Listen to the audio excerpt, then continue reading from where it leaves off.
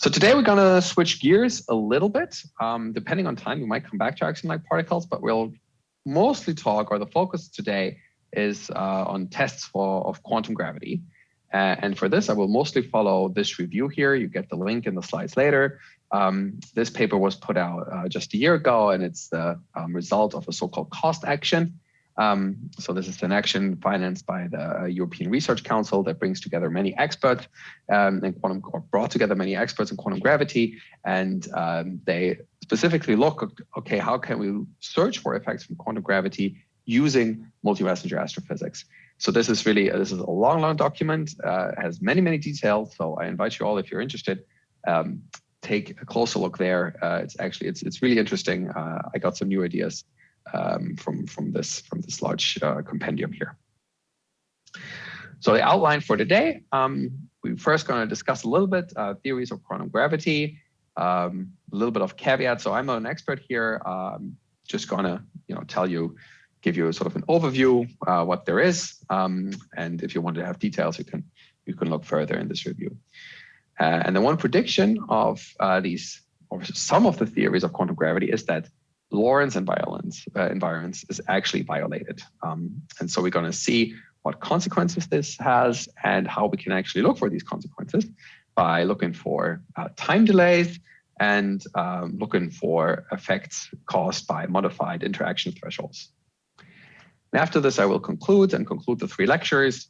And depending on how much time I will have and how much you are interested, we can have a little extra session here, looking for axion-like particles from supernovae with gamma rays, which is kind of more related to physics that you can investigate with observations of the Fermi lat.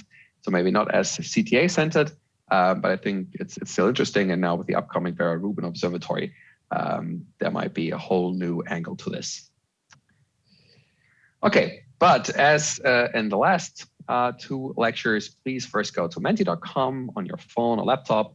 And this time it's this code, so 1808 9550. So let's see if everyone's joining. Let's make this full screen here. And I have a couple of questions for you later. Very good. You're already used to this now. Okay, excellent.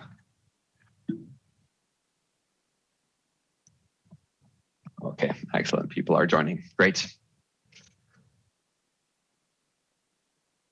Okay, so let's continue here. So first, okay, why should we bother? Why should we talk about quantum gravity, right? So you are probably familiar with the Standard Model, at least you have heard of it, and you might also know that the Standard Model is a quantum field theory. So it describes fundamental interactions of nature, weak interaction, or electroweak interactions, and the strong interactions. It describes, it includes all the particles that we know of, and also the force carriers, which are listed here, and also in 10 years or so, we know that the Higgs boson exists, which gives the particle their masses. So this is a quantum field theory. Then on the other hand, we have general relativity, which is not a quantum theory, but it's a classical theory. It's a nonlinear classical theory that describes how essentially matter curves space-time, or that matter and the curvature of space-time actually are closely related through the Einstein equations. So the question is, can we actually combine these two? Because we know the Standard Model is incomplete in the sense that it does not include gravity as an interaction. And combining these two would give us, this is what people call a theory of quantum gravity.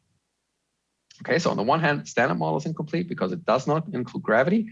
On the other hand, general relativity has some problems. GR is incomplete because, first of all, it includes divergences at the center of black holes, right? There, essentially, you end up with infinities, which is not nice.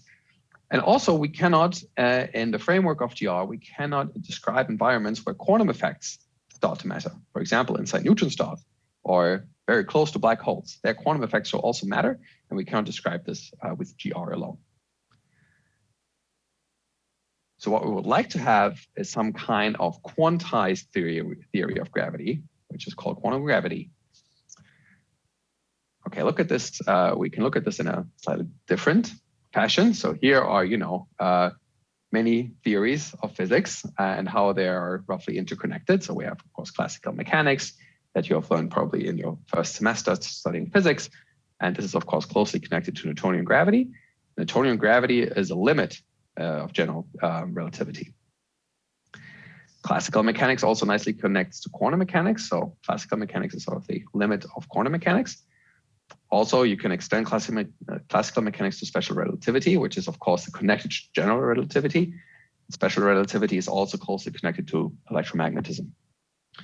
If you remember your electrodynamics classes, then you remember this tight connection here. And of course, electromagnetism, we can also formulate as QED, quantum electrodynamics, which is a quantum field theory. And quantum mechanics is, of course, also embedded in the quantum field theory. And if you think of QED, this is a quantum field theory in a flat space-time in a Minkowski space. And if you want to formulate that in a curved space-time, then we're actually one step closer to sort of general relativity, where we have to think a lot about curved space-times because matter curves space-time. And the question is, okay, can we connect these two now into a theory of quantum gravity? But first, okay, let's take a step back and ask the question, okay, is it actually possible to quantize general relativity?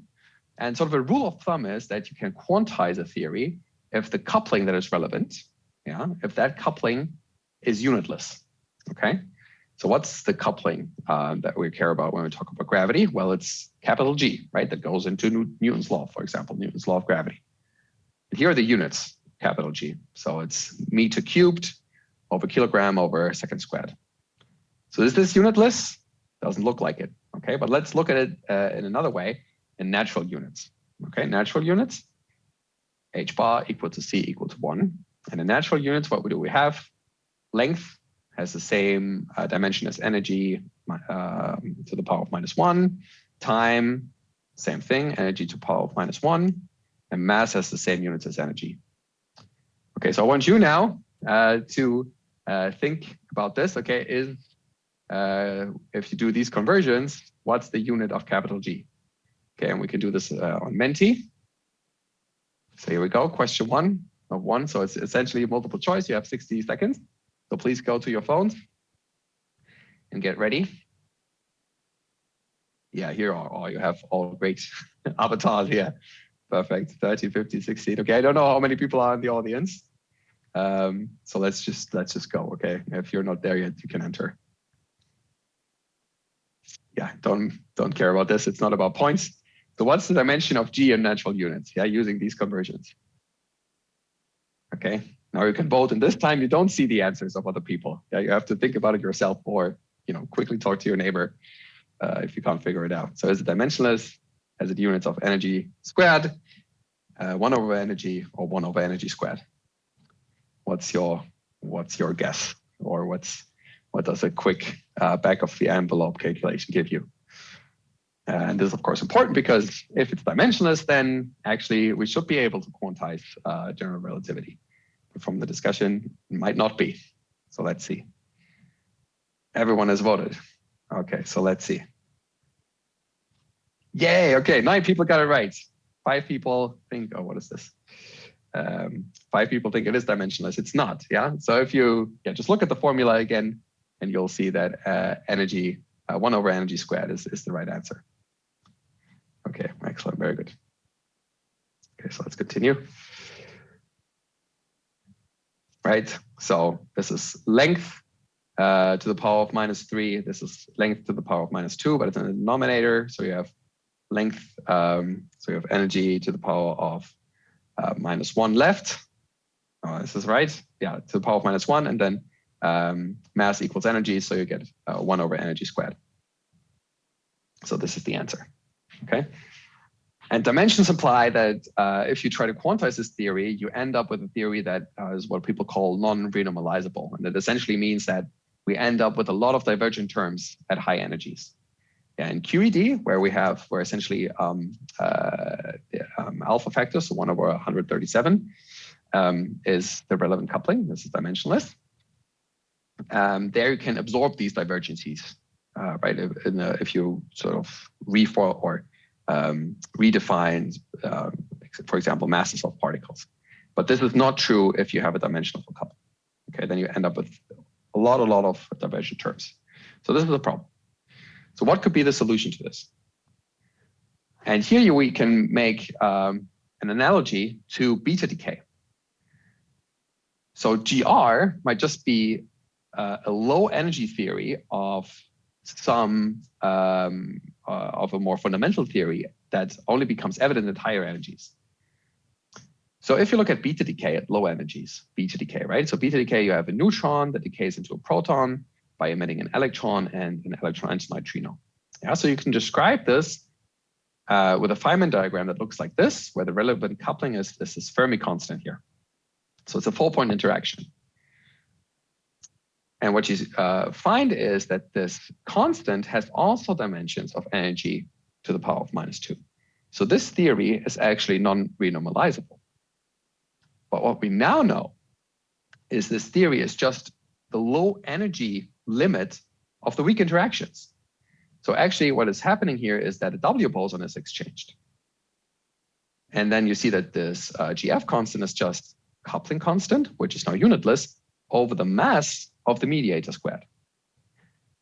So what we could think is, okay, that maybe quantum gravity is just the high, or the GR is just the low energy counterpart to quantum gravity, where we would have something like this, okay?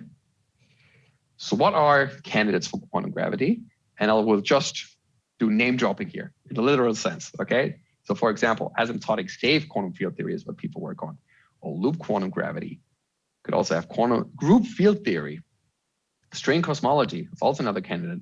Non-local quantum gravity, or yet another theory. So there are many attempts out there to do this quantization that does not give you all these divergencies. Okay, but it's far from settled. It's a very active research field, and it's a very hard mathematical problem to come up with such a theory. Okay, I myself am no expert.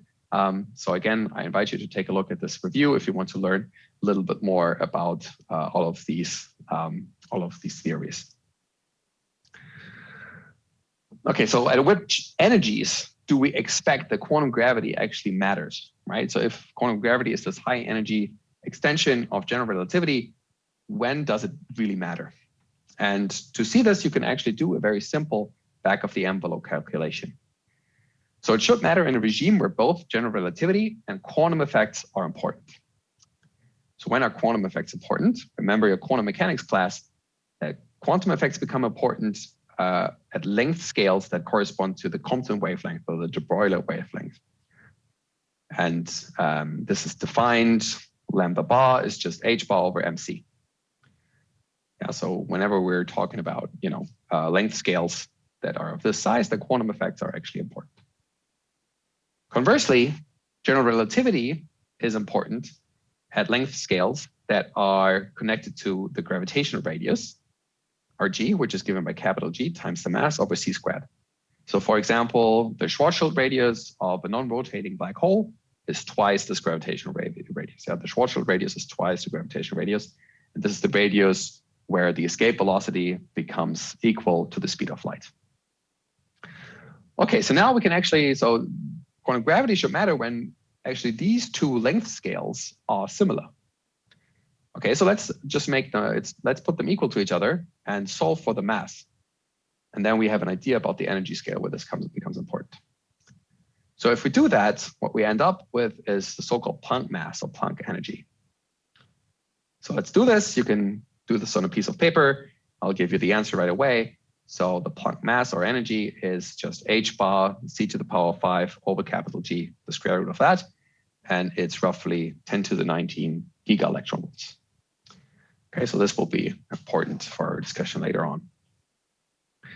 So this seems like an awful lot of energy, right? So do we actually have a chance to probe quantum gravity with experiments? Well, direct probes, for example, in accelerators, this is of course completely out of reach, right? We at the LHC, we reach energies of the order of tera electron volts, so 10 to the 12 electron volts. Planck mass is 10 to the 28 electron volts. Okay, so orders of magnitude away. But, and here comes now the connection to what we've been looking at the school, cosmic messengers might actually do the trick and might actually reveal us something, or tell us something about theories of quantum gravity. In particular, some theories of quantum gravity predict Lorentz invariance violation, or LIV. For example, string theory or loop quantum gravity. However, it's very difficult starting from these fundamental theories to actually get predictions at low energies. So this is still very difficult to do. So what we usually do is that we have an effective field theory that we think describes the effects of quantum gravity at low energies. Okay.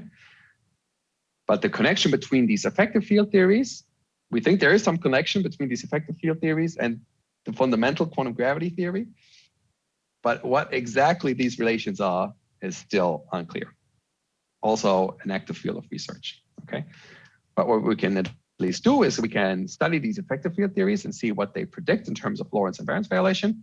And then, okay, at some point we hope that we'll figure out the connection and then say, okay, for example, if we do not find Lorentz invariance violation, this might point to the fact that we need a theory of quantum gravity that does not predict LIV, okay?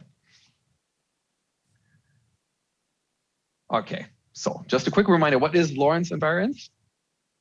So essentially, Lorentz invariance tells us that the physical laws are unchanged for observers that move with respect to each other in inertial frames.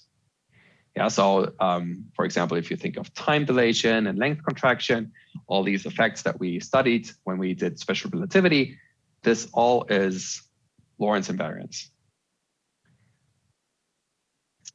And Lorentz invariant physical laws are formulated as combinations of so-called Lorentz covariant quantities. So for example, dispersion relation of particles. Again, remember your special relativity class.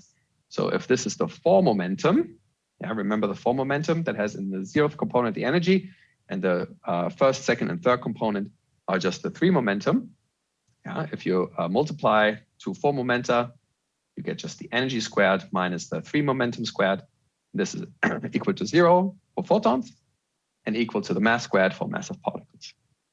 And this is what we call a dispersion relation. And this gives us a group velocity, V, which is just the derivative of the energy with respect to momentum. So for photons, it's just C, right? Photons should have the same velocity, no matter the energy. And for massive particles, we just get the beta factor, momentum times C over E. And LIV, Lorentz invariance violation, actually changes this dispersion relation. So let's have a look how it actually does that. So MDR stands for modified dispersion relation. Let's first just look at photons and Lorentz invariance violating theories. And it's of the form like this. Okay, now let's just take the speed of light c equal to 1. So just is a little bit faster to write down.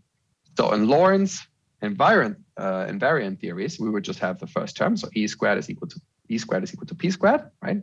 This you get from the dispersion relation that we just saw here, right? Because this is equal to 0 for photons, you can just pull the P on the other side. But now we get these additional terms here that depend on the energy. Okay, so the speed of light will be different or will depend on energy. And it will depend on energy over some scale, some energy scale where our quantum gravity theory becomes important. So as a first guess, you can just take here the Planck mass, for example. And then another question is, okay, what is the order of this Lorentz invariance violation? So it could be first order, it could be second order, third order, and so forth. Of course, first order will give us the most prominent effects here, because otherwise this will become more and more suppressed. Okay, for the group velocity, this is what we find, just keeping terms, the first order terms, dominant terms. So it's just 1 plus and then some combination of this exponent here, n. And yet we always have this psi parameter. So n is the order of LIV. And psi is either +1 or -1. So +1 means that we have a velocity that is larger than the speed of light. This is what we call superluminal motion. If this psi is negative, -1, we have subluminal motion.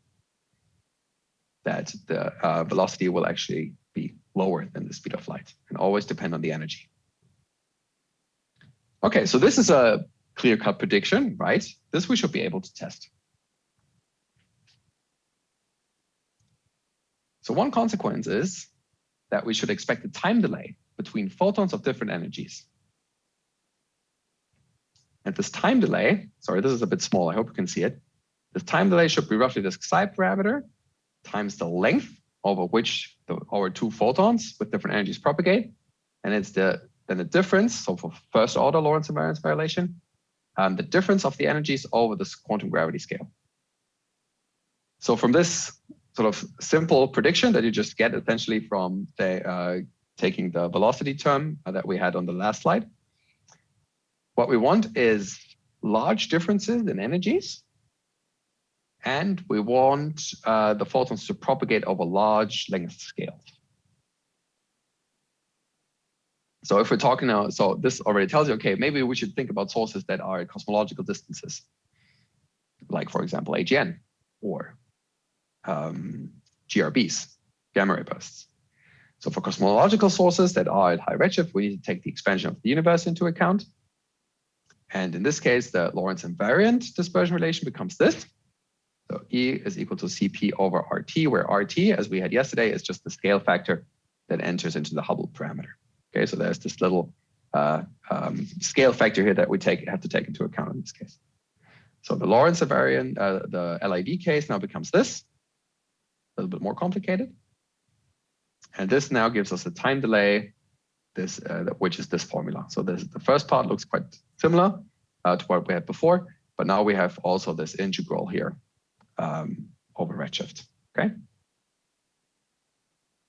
And here's just a plot of this, okay? So in terms of redshift or the luminosity distance to the source, so how far the source is away in terms of gigaparsec, for first order Lorentz invariance violation, this is the blue curve here. Yeah, if we say the quantum gravity energy scale is equal to the Planck energy scale, and we have a photon of 1 TeV, okay? And the other photon is just an energy that is much lower compared to this. So this is what you find, right? So for, you know, a blazar at a redshift of 0.5, we would expect an energy difference between a 1 TeV photon and a low energy photon of roughly 10 seconds. For the quadratic Lorentz invariance violation, if we just have a quadratic term, taking now a lower energy scale for the quantum gravity theory, 10 to 20, here we would expect, you know, for a redshift of 1, we would expect a time delay of roughly 100 seconds. So this should, you know, ring a bell. We heard about gamma ray bursts. And we have seen gamma ray bursts out to these redshifts, and we've seen them maybe not at TeV, but at hundreds of GeV. So these should actually be very good probes to look for these energy-dependent time delays. And just we need this later. So sometimes you can parameterize this delta T as just E naught to the nth power, which goes here, and everything else in this equation you just encode in this time delay parameter tau n. Okay, of course, people have looked for that. So one of the best GRBs to do this is GRB 090510 that was detected in 2009. And here you actually see the photons that have been observed and their energy here and their time after the trigger. So at some point there was a trigger on the GBM, on the gamma ray burst monitor. And here you see all the photons that have probably arrived from this GRB. And you see we have a photon here at 31 GeV, I think is this guy here. And then you could say, okay, maybe, you know, maybe all of this time delay that we see here is not due to source intrinsic physics, but it's just due to Lorentz invariance violation, right? So this is what people have tried. And for example, you can form this statistics. This is called pair view, where you just take the difference of the times of two pairs and the difference in energies of two photon pairs. And then you end up with this photon pair lag statistic that you can see here. Okay, so for all the photons that you see here, you can form the statistic. And then you can actually get a prediction from your Lorentz invariance violation from this tau parameter I was showing you before. And here you get sort of a best estimate. And actually what you see here, that the best estimate is that this LIV parameter should be very close to 0. So LIV is not observed. So you can put limits for the linear case, for the subluminal case, and for the quadratic case. And you see here, we're actually getting, we get constraints that are above the Planck mass. Okay, so we get constraints that are stronger than the Planck mass. These are some of the strongest constraints that we have. So this was done with the Fermi-LATs. And of course, people have now that since we have detected now GRBs also with Cherenkov telescopes, people have played this game with Cherenkov or with very high energy photons. So for example, MAGIC observed from this GRB 700 photons between 0.3 and 2 TeV. They applied a slightly different statistical method. And you can look at this paper to see the details. And they got slightly worse constraints here. I think, is this superluminal? I think, I'm not sure now. I would have to look at the paper again.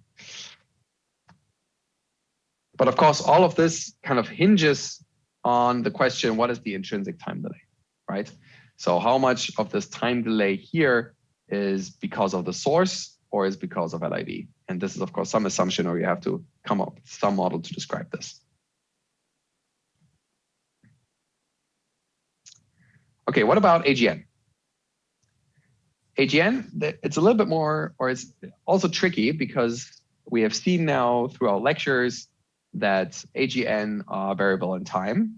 And this is because of the source physics, right? It's not because of some LIV effect. So you need to model the source intrinsic variability. So we need some parameterization of the light curve. And so what people have done, we estimate the intrinsic light curve at low energies where LIV effect should be small. And then we apply this template to higher energies as well and see if we get an additional time delay, an energy dependent time delay. You have to assume though that the source spectrum stays constant, so that, for example, the spectral index does not vary. This goes in here as an assumption. So here, for example, is a Hess light curve of PKS 2155 at the lowest energies where this was observed with Hess. And from this, this template for the flare for the light curve was derived. And then they build a likelihood function depending on the LIV parameter, tau. And this likelihood function looks like this. So you have here your intrinsic spectrum, power law. Here you have your light curve, the light curve template here. And this now can get modified with Lorentz invariance violation. And here again, you have that we discussed yesterday. This is now the instrumental response function. And you integrate over the true energy to get this constructed energy. Here's a normalization factor. And then you can build a likelihood out of this by doing this essentially for each photon that you have observed at higher energies. And then you get a likelihood function that looks something like this. So here's your tau parameter for linear Lorentz invariance violation. And you see, okay, it's very close to 0. And then you can relate this limit that you get here. You can relate this to limits on the quantum gravity scale. So here we can exclude everything that is above or below, so to say. So it's 0.2 times 10 to the minus 19 GeV for the super and subluminal cases. So one of these branches corresponds to superluminal and the other to subluminal case. Also, Macarian 501, there was another flare observed with Hess from this source extending to almost 20 TeV. And here actually for the quadratic term, this quite stringent constraint was found for the super and subluminal case. Okay, so now we turn our attention to threshold effects. So there's, and on top of it, oops, sorry. On top of this time delay, you can also get a modified dispersion relation for each particle species that would look like this. Yeah, so far we just looked at photons, and now let's look at the general case, yeah, where we have particles. And actually the Lorentz invariance parameter, this xi, n, could be different for each particle species. Okay, so let's keep this in mind. And this modifies kinematics of particle interactions. So we will focus here on the QED sector, so photons and electrons, but actually also neutrinos and ultra-high energy cosmic rays also give interesting observables and constraints, just as a reminder. And again, I refer you back to this big review where you can find more details about this. Okay, so now I'm a little bit puzzled that this comes up here now. Sorry, let me just quickly see. Did I want to do this or this first? Sorry. Let's do this first. Okay, sorry about that. So for example, we could end up with a modified threshold for pair production. So remember threshold for pair production on EBL, on the EBL, we had this in the first slides and we talked about this in the lecture before me. So this was the threshold without any Lorentz invariance violation effect. And with Lorentz invariance violation, this actually gets modified, that you get this term here on top of this, where the minus corresponds to the superluminal case, get velocity is faster than the speed of light, and the plus is the subluminal case. And this xi is now equal to 1 if LIV only affects photons, and it gets slightly modified if LIV affects both photons and electrons and positrons. Okay, so we get this modification of the threshold. So what do you think could now happen to our AGN observation? Okay, so this is what I want you to think about now. So using AGN observations, how could we search for this modified threshold effect?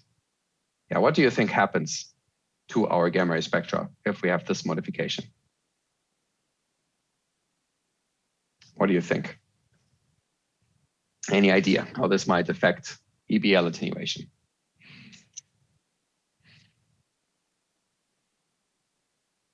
Any idea?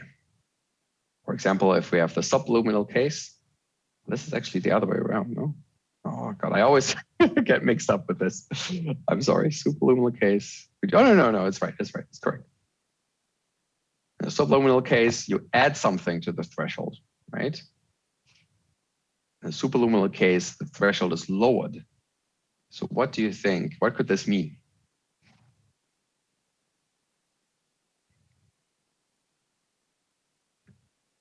We have one answer, maybe one or two more. Yeah, so what happens if the threshold, for example, is lowered for pair production? What happens if the threshold is increased? How will this affect EBL attenuation?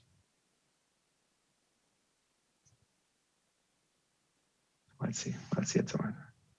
I don't know, it's good. We would expect a shift. Okay, they become harder. I guess it's the spectrum. The spectrum becomes harder. A shift, okay. I don't know is a completely fair answer. Any more guesses? What happens? It is suppressed. Very good.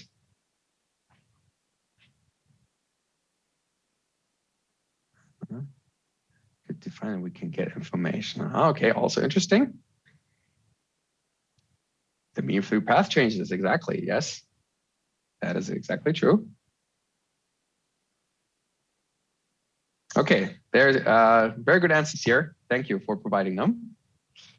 So let's go back and have a look, okay? So before we do that, I first want to tell you what, oh, sorry, we could just go to the next slide. All the effects that we could expect, okay? So if we have this modified threshold, actually synchrotron spectra become modified. Yeah, the synchrotron spectrum of sources will look different. Also, we could expect Cherenkov radiation in vacuum, right? Cherenkov radiation is what we need to actually detect gamma rays with Cherenkov telescopes. And for this, we need charged particles to propagate through a medium with a velocity that is larger than this speed of light in the medium. But with Lorentz invariance relation, we could get this also in vacuum. We could also get a photon decay, which is otherwise forbidden due to kinematics. This could now happen. We could also get photon splitting, photon going into 3 photons. We could get modified air showers because the air shower is, of course, initiated by gamma rays interacting with the Coulomb fields of atoms in our atmosphere. And this could get modified. And then also, this is just what we just talked about, a modified threshold for pair production. So there are many effects in the QED selector alone that we could look for. And we will focus now on this modified threshold for pair production. So in the superluminal case, the minus sign, this means that the threshold is lower. So what this means is that also photons with lower energies, gamma rays with lower energies, can initiate or can pair produce on EBL photons. So this means that the cutoff becomes stronger as the threshold is lowered. Okay, EBL cutoff becomes stronger. This is somewhat hard to measure, right? Because as we've seen now a couple of times, EBL models are uncertain. And this is then hard to disentangle from any source intrinsic cutoff, right? So in this case, you're not sure, okay, is actually the source just becoming softer, has some curvature, plus normal EBL, or is it EBL and Lorentz invariance violation? So this is somewhat difficult to disentangle. But for the subluminal case, where we have plus sign, the threshold actually increases above a certain energy, right? Once we are at an energy where this quantum gravity scale becomes important, then the threshold increases. So this means that EBL absorption ceases above a certain energy. It's just not possible anymore. And here's an example for this. So this is a Hess spectrum of Makarian 501 observed during a flare in, I think, 2014. So this is the observation. And this is now, if you take this as the intrinsic spectrum here, the red dashed line, and you take linear Lorentz invariance violation that becomes important at the Planck scale, we see that the pair production is actually suppressed at something like 20 TeV. And then actually the intrinsic spectrum is restored. And this is, of course, an effect we can definitely look for. I mean, just looking at the spectrum, we can see, okay, this is probably not what happens. So we can derive constraints here. Of course, it would be much more interesting if we saw such an upturn. But again, still, we can constrain here Lorentz invariance violation. We will also do this with CTA. In this paper, we studied how or what we could achieve with CTA. So here again, same source, Makarian 501, saying that, okay, the spectrum extends, the intrinsic spectrum, it extends up to 50 TeV. And here we could actually, this is for a quadratic Lorentz invariance violation, assuming this energy scale here. And here with CTA, we should clearly see in a short observation time of 5 hours, we should clearly see the Lorentz invariance violation effect. Here it is for another source, 1ES0229, that is somewhat weaker, is a steady source. Again, if we say the cutoff is at 50 TeV. And here we see, okay, with this source, it might be a little bit more tricky to constrain LIV because the effect would occur at the end of our sensitivity range. Okay, well, this tells you that CTA will be actually a great instrument to look for this. And here's sort of a summary of the current constraints that we have, modified pair production. So the light blue bars here are constraints that we already have from different sources or a combination of multiple sources. Here is the constraint from the GRB 090510 that I showed you before.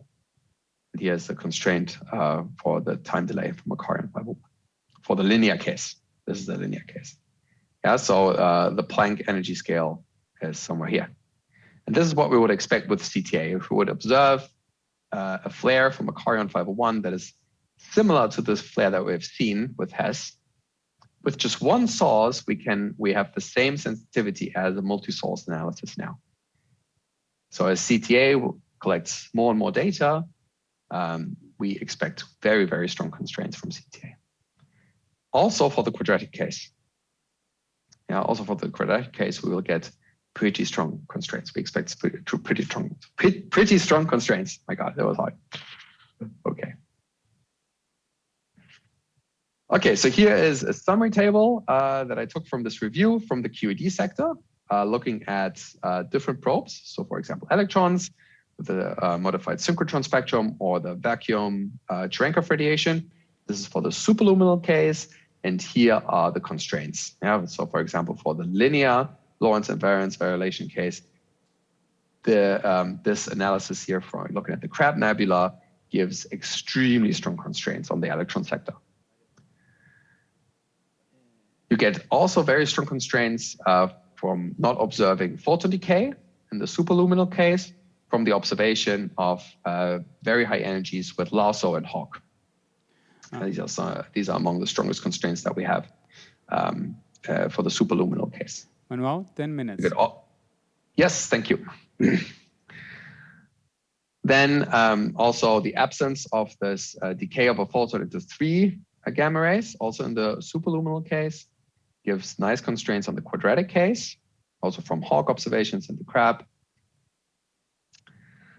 Then if the air showers are modified due to subluminal Lorentz invariance violation, what you would actually expect is that the showers only start deeper in the atmosphere. So very high energy gamma ray showers should be suppressed at energies approaching 100 TeV.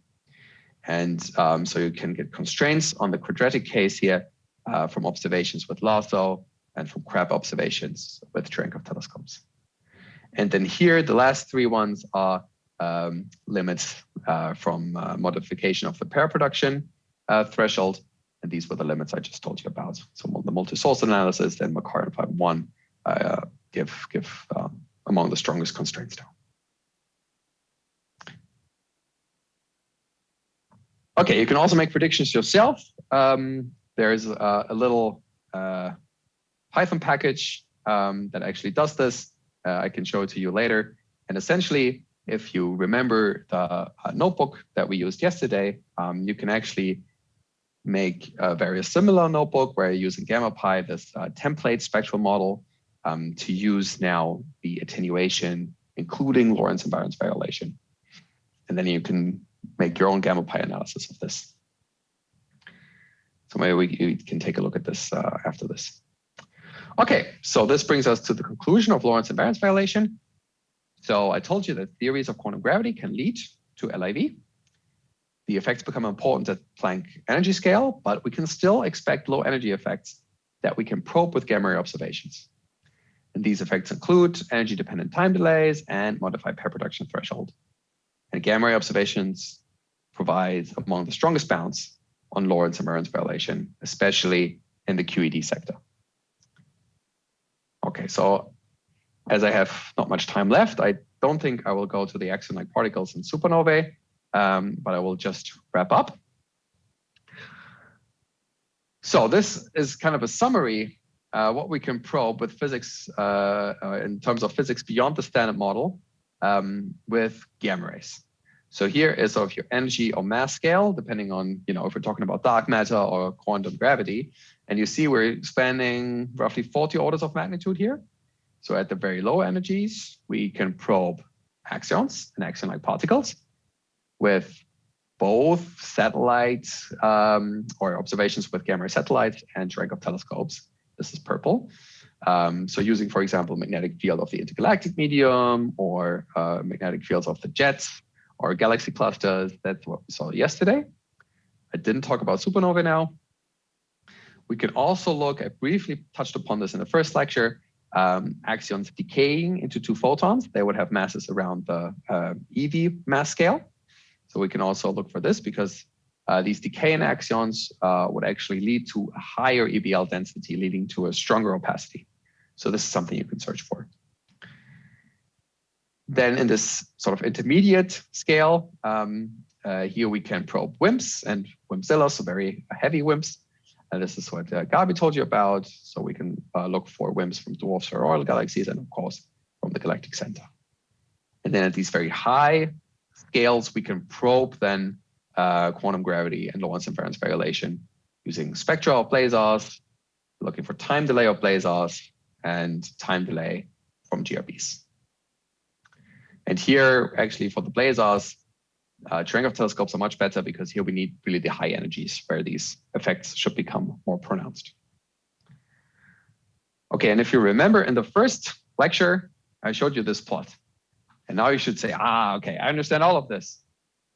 Right, so for example, in Walter's lecture, you talked about the BLR. We also talked about dust torus. We talked about the jet. And now you see the gamma rays are produced somewhere in the jet. And then we have the host galaxy and the galaxy cluster. So for example, inside the galaxy cluster, we could have the conversion from gamma rays to X-ray particles. They then propagate.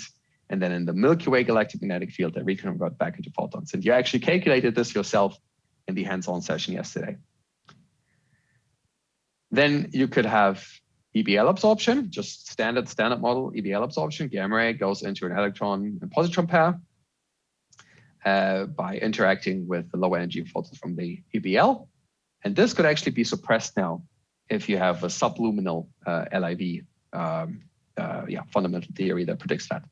So then you would just have gamma ray going right through. So at least you understand this now, you understand this now, you have some understanding of the magnetic fields here and here. I told you about magnetic fields in the Milky Way. We talked briefly about jet magnetic fields. We haven't touched this, so this will be for some future lecture to cover. But I hope now that you have some understanding what could actually happen to gamma rays on their journey towards us, and how really gamma ray observations of these distant sources really give us a unique probe, a unique opportunity to probe not only dark matter, not only to search for new fundamental particles, but also to study theories of quantum gravity. Okay, and with this, I would like to close and take your questions. And again, if you like, you can also ask questions on Menti.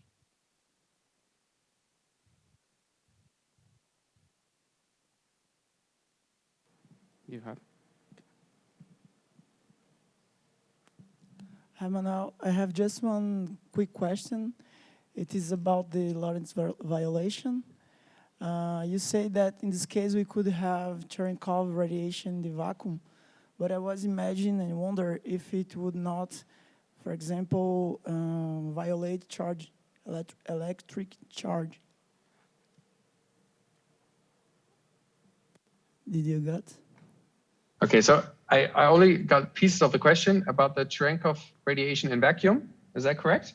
Yes, in this case, it should happen that the electric charge would be violated. Yes, okay, yeah, okay, how the Cherenkov angle changes. That is a question. I'm actually, okay, I'm not sure about this. So from what I remember, so how this is probed is essentially, so this is, again, let me go to this table here. So this is probed again in the crab. And essentially, I think the argument goes that if you have very high energy electrons, as in the crab, where we know from spectral modeling that we should have PeV electrons. And these electrons, they should lose their energy very, very fast above a certain threshold if this vacuum Cherenkov radiation takes place. And since we don't, so this would suppress these PeV electrons. But since we don't see the suppression, we can then put a limit on the quantum gravity scale. So it's not actually looking for the air showers or this Cherenkov cone, the actual Cherenkov radiation, but just making this argument that the electrons would lose their energy very, very quickly. I think this is the idea. Further questions?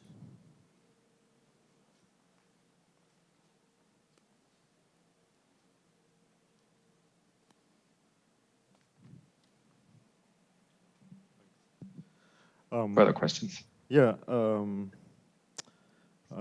I have this question about Lorentz invariance violation. So if there is LIV, inertial observers are not equivalent, right? Is that what it means? But we know that the usual dispersion relation is the same for all inertial observers. And my question is that equation that you're showing now, in which reference frame is it written? That's a good question.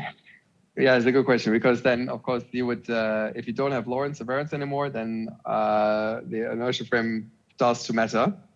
Yeah. Yeah, I don't have an answer. Sorry.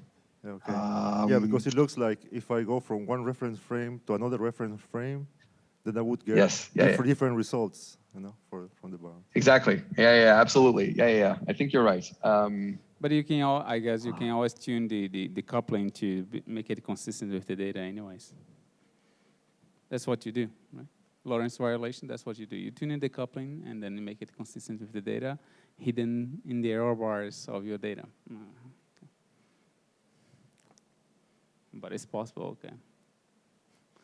Yeah, but still, right? Yeah, what about because you might have now, or this dispersion relation then will then depend on the choice, right, of the inertial frame. I guess the conclusion is basically the same. If you had a speed of light not being constant, changing with time. So you basically the same. Okay, yeah. It doesn't change with time, but it's this tiny variation with time, and then you make it consistent with the data. All right. Yeah, I definitely remember that there was some discussion in this review article, but I don't remember now how it goes. I mean, it depends also on what kind of Lorentz invariance violation you have. For example, you have theories where you have which are just called double special relativity, where you actually don't give up Lorentz invariance, but you add sort of another invariant quantity. Essentially, not only the speed of light is constant, but also the Planck length is a fundamental constant that should be the same no matter the inertial frame. And then you also modify the dispersion relations in a more complicated manner. So I guess then there you get in this double special relativity models, you can also look for these effects, but the equations look just more difficult or more complicated. So yeah, I guess then you have to look actually at the theory, the underlying theory, at least the underlying effective theory that gives you these dispersion relations. All right. Further questions? Yeah, there's one here. Could you please explain again the effects of LIV and ABL absorption in the super and subluminal case? Maybe you could show how these effects appear in the equations. Okay, so essentially what would happen is, so essentially you just start with this altered dispersion relation. And this then for the EBL propagates essentially through, where do we have it? Here, to this optical depth integral, right? And then it enters essentially here into the pair production cross-section. And remember when we discussed this, there we had essentially the constraint that, where do we have it? Sorry, going back to my slides here. There we have this constraint here, right? That beta must be larger than 0 here. And this essentially changes you get a different expression for beta here in this Lorentz invariance violating case. And this you plug then in essentially into the pair production cross-section here. Yeah, and if you want to do this numerically, then I can just invite you to take a look, for example, at this in this notebook that I linked also in the slides, where this is actually done, and you can play around with it. You can set your Lorentz invariance violating scale and the order. And if you want to really look how this is calculated, you can just take a look at the code, which essentially just solves this integral here for the Lorentz invariant and Lorentz invariance violating case.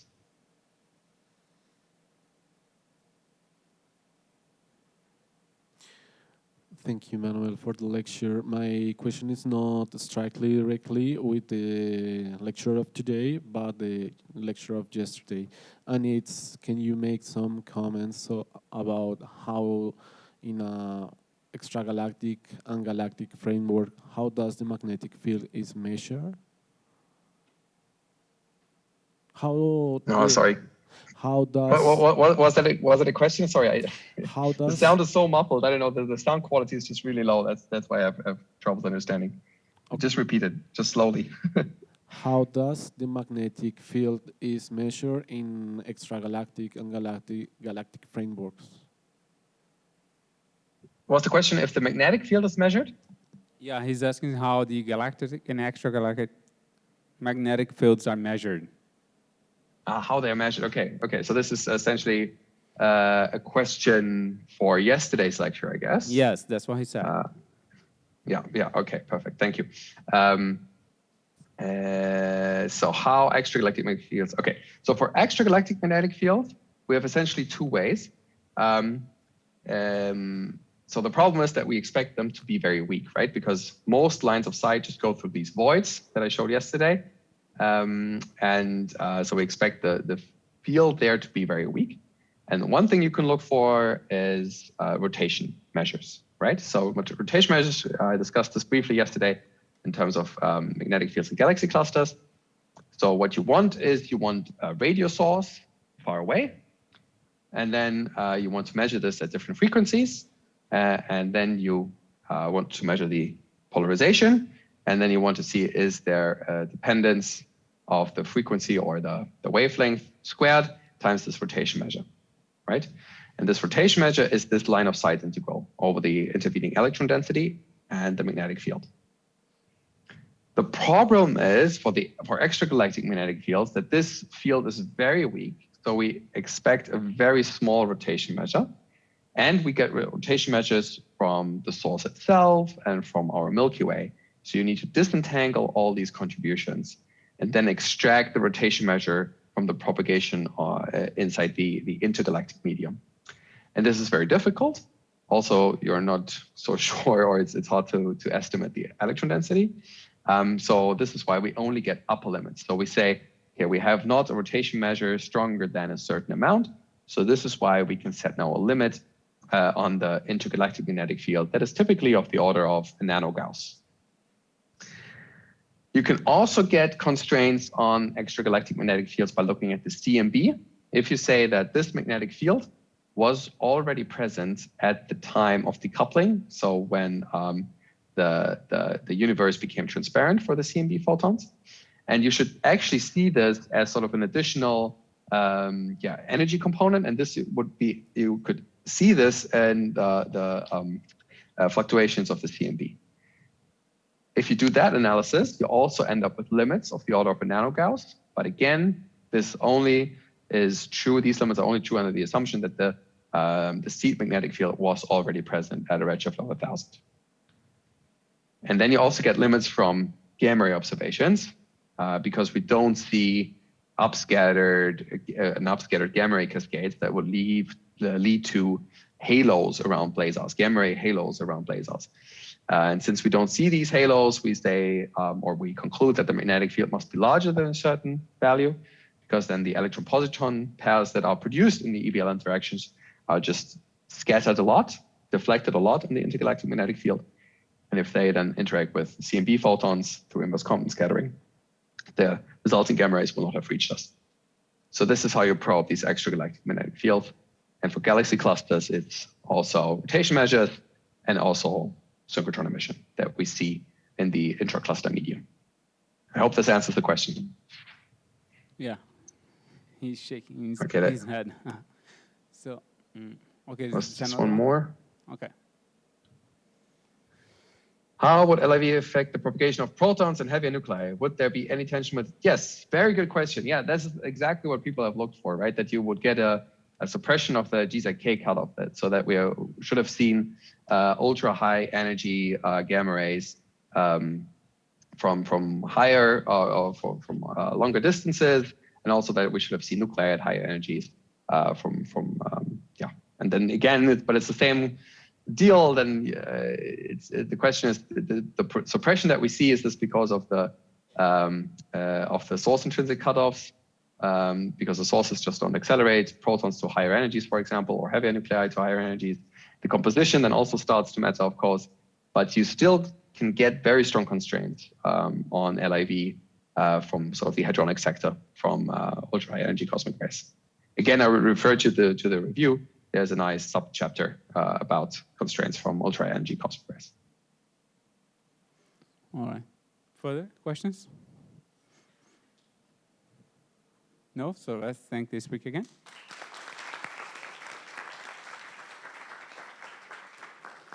Time for coffee break. Thank you, Manuel. Yes, thank you very much. Thank you. And sorry for having such a hard time understanding the questions.